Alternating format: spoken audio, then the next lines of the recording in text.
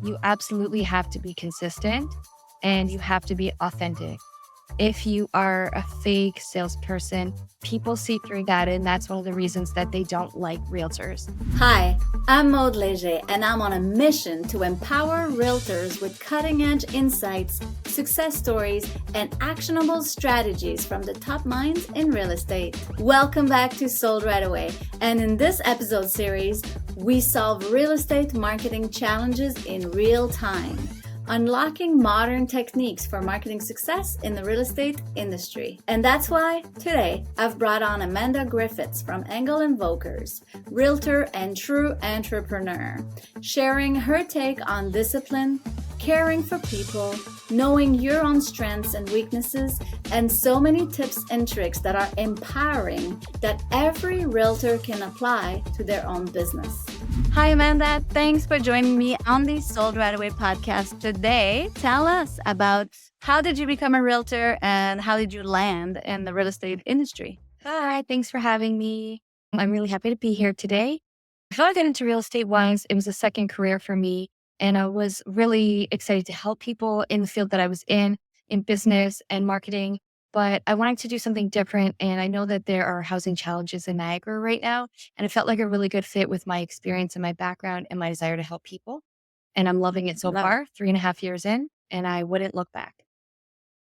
Amazing. I love it. And then you started with a cloud brokerage and then moved to a in-person office brokerage. Do you want to tell us a little bit more about that transition? Why did you join the cloud brokerage as a brand new agent? And then why the switch after 3.5 years? Yeah.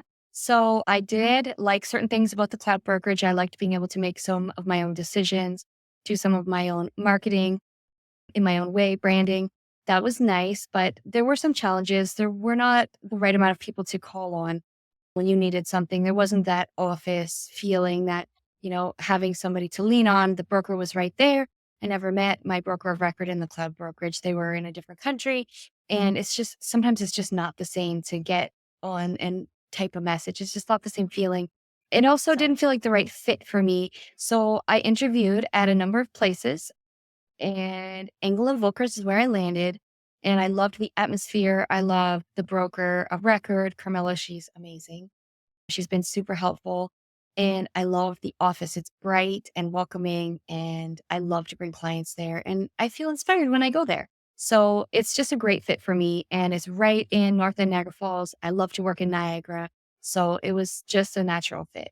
I love it. I love it that you tried the cloud, saw the pros and cons. Now you're loving it with the in-person office. I love it. One of the story you shared with me just before we recorded was that you were with clients in the office and your broker just come and just reinforces what you've been doing for them. So I think that's super positive. And people like to hear that. Oh, really? Oh, great. Thank you.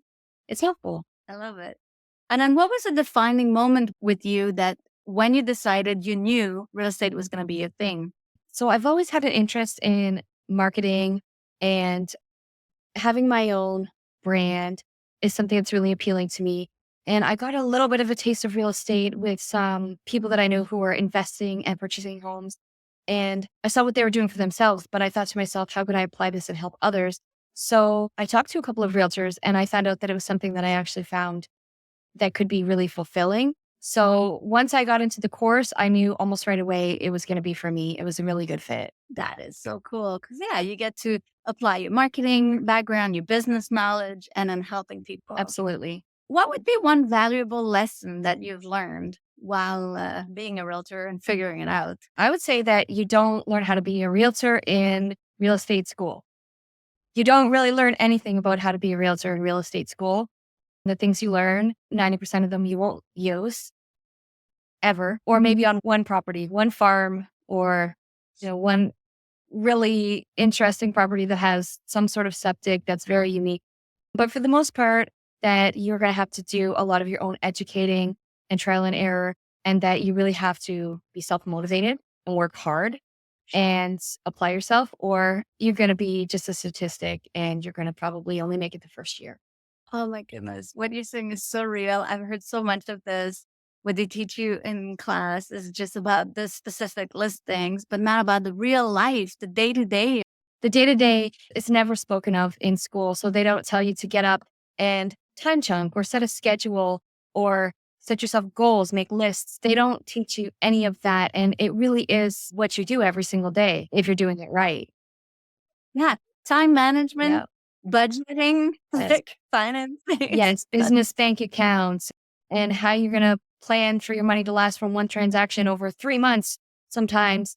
That's not in real estate school. So really being realistic about it and interview realtors and interview brokerages. Yeah. Yeah. What have you used for your own personal growth? Like, where did you get resources or where did you pull from all that knowledge in the last 3.5 years? Yeah. Other realtors, women, absolutely. YouTube, TikTok, you can learn a lot. TikTok school, that's not a real thing. It's just a term, but you absolutely have to do your research. You need to network. You need to go to networking events. You have to meet people in the industry. You have to really immerse yourself and make it your priority. And you could say, I don't have any clients. I have nothing to do today, but there's 100 things you could do today. So pick what works for you and apply yourself at the things you're really good at.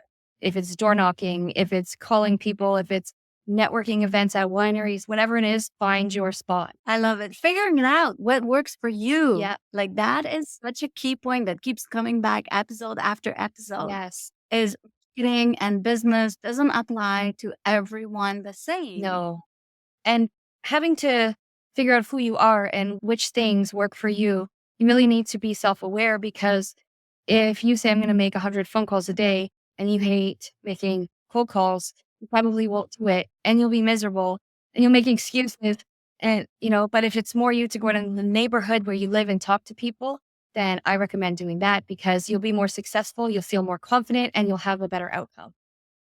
So now let's talk about you and your success. What has been the key to your success? What does work for you? What works for me is I like to talk to people in the community. So if I'm out at the mall or if I'm in my church has been a really great resource for me. Just talk to people and I update them on the market and I take time and I answer their questions. And I genuinely try to be the person where they come for their advice. And when you do that, people develop a relationship with you, they develop trust with you. And then when it's their natural time to buy or sell, you're going to be the first person that they come to because they've already built that trusting relationship with you. And offering resources for free, it absolutely pays off in the end because helping people always pays off. People first always pays off.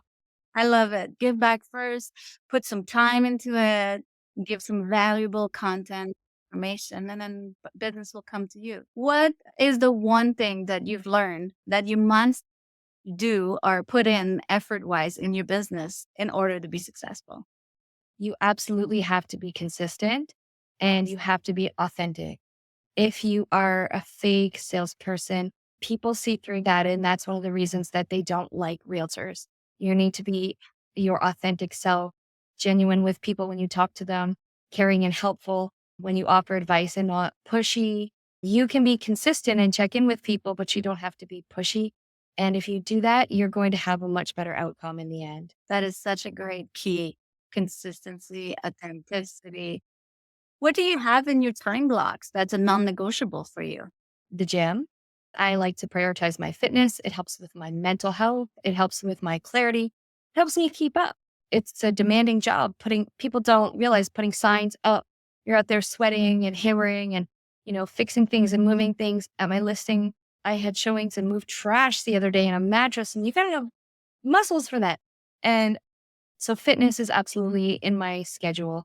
Family time, church, those things, they're in there first. And I build my days around that.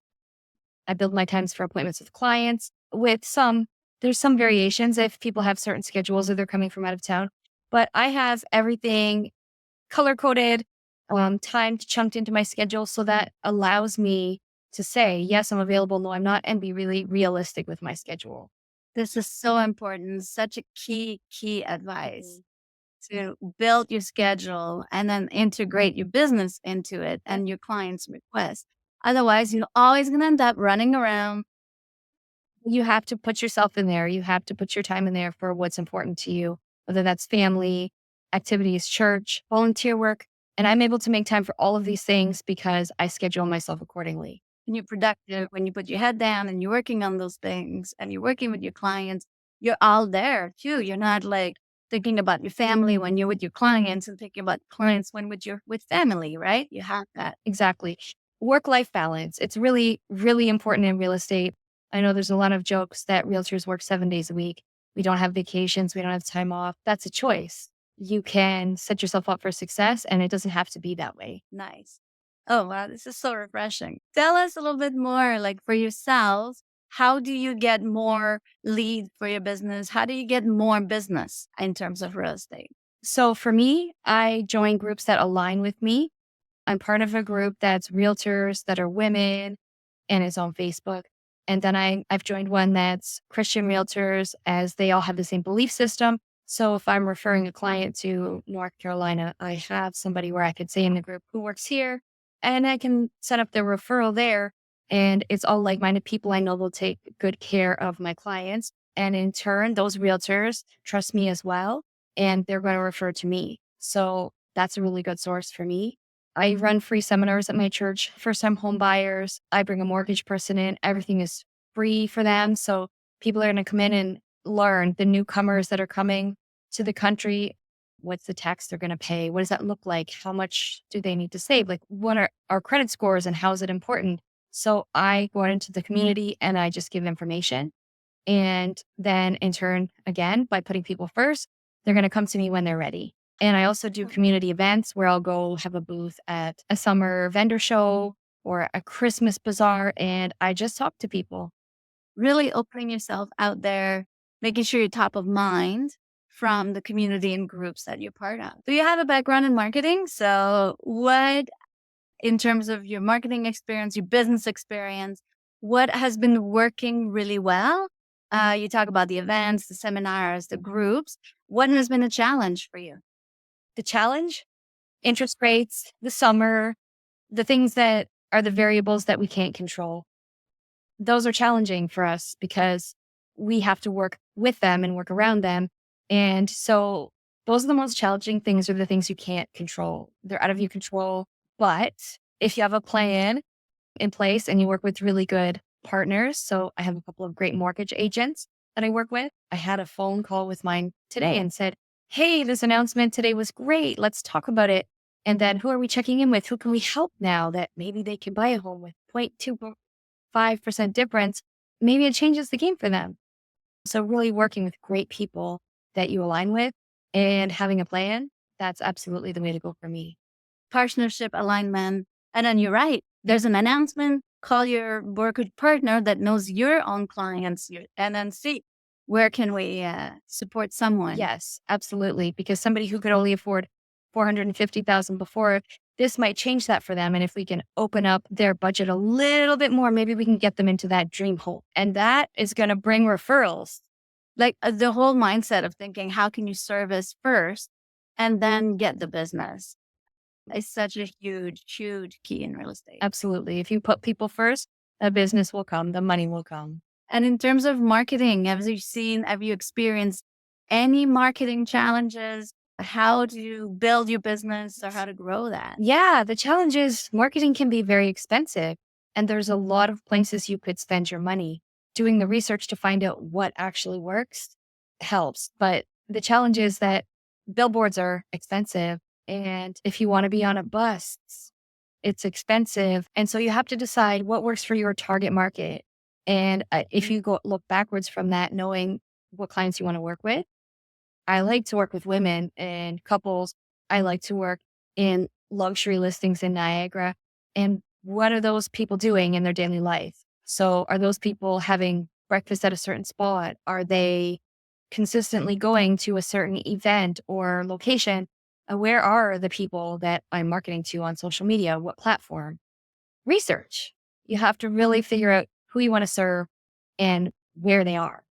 Because the people you want to serve may be in a very different place on a Saturday than, say, first-time home buyers who might be somewhere completely different with their kids or young families. So where are your people? That's the challenge, figuring that out and marketing specifically to that target market. And I love that you're saying that, because how many times do I hear a real estate agent when I say, who's your target market? And the answer is anyone. Anyone with a pulse can buy or sell with me. And I always think, let's go back. We gotta narrow and narrow and narrow it down as Yes. possible. But yes, for sure you can work with anyone. Yeah. But where are you spending your dollars? Where are you spending your effort? Is what the question is. So you figure that out with research. Exactly.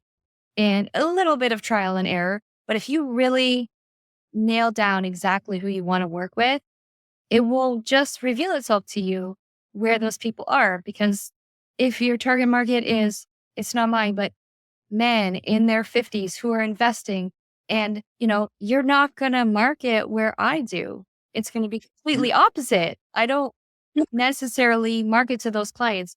And if I have a referral and somebody says, this is my dad and he's looking for an income property, I am 100% equipped to help him and happy to help him. But I'm not spending my marketing dollars targeting him. Yeah, to attract that. Because at that point, you're diluting your efforts. Yes. You're really diluting your dollars into nothing. That's the best way to put it. Because if you market to everybody, you're marketing to nobody. I love it. This is so cool. Such great advice for everyone. I think like people should write all of these things down.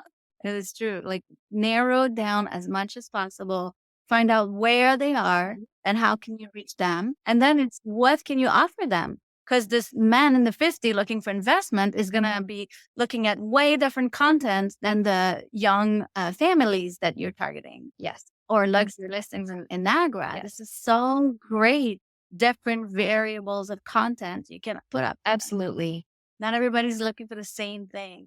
Almost nobody's looking for the same thing. True. Or the same area. Yeah, definitely. Right? A house in Niagara that's $2 million will be completely different than a house in Toronto for $2 million. Like, have a rapid fire question section for the podcast. So some of them we might have touched on, but that's always cool to review that. Number one, what is your number one business process for your business? My number one business process is putting people first and figuring out how I can serve them. Love it. What is your best marketing strategy? Knowing your market, knowing your target client, and marketing specifically to them. Love it. What is your best social media tactic for your real estate target? Give information that's quality and be honest. Nice. What is your most effective social media platform for that target market? TikTok. Nice. Okay. We should do a whole seminar on TikTok for real estate. I'm down. I love it. What is your top income generating activity? Definitely networking at church. Okay. And which is a non-income generating activity that every realtor should drop? They should drop. Yeah. Cold calling. Yay. Let's do it. How do you win more listings? I'm honest and I'm ethical and I put people first. Nice. How do you leverage your listings? I farm the neighborhood. I farm it before open houses. I farm it after I sell the house, and I farm it annually. Love it. What is a key to building a strong network for you? It is finding your people. Find the people that you align with. Find the people that have similar values and goals. Nice. And what are key resources, books, or authors that you follow? Ooh, Krista Mayshore.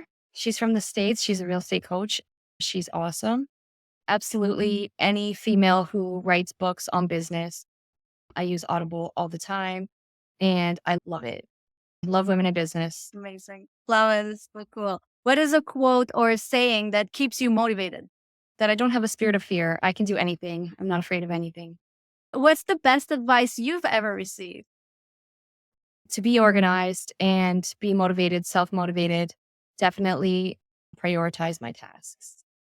Nice. And how do you get more out of real estate? I keep re-educating myself. I don't just settle. I always take educational courses, seminars. I always look for people who are doing great things in real estate, women who are doing great things, and I interview them or I read their books. Okay, this one's the last one's a little longer, but everyone has their own definition of success. How do you define success for yourself? I only define success against myself. So I'm not looking at what everybody else is doing, and I'm not comparing myself to everyone out there and how they're doing and what they're doing.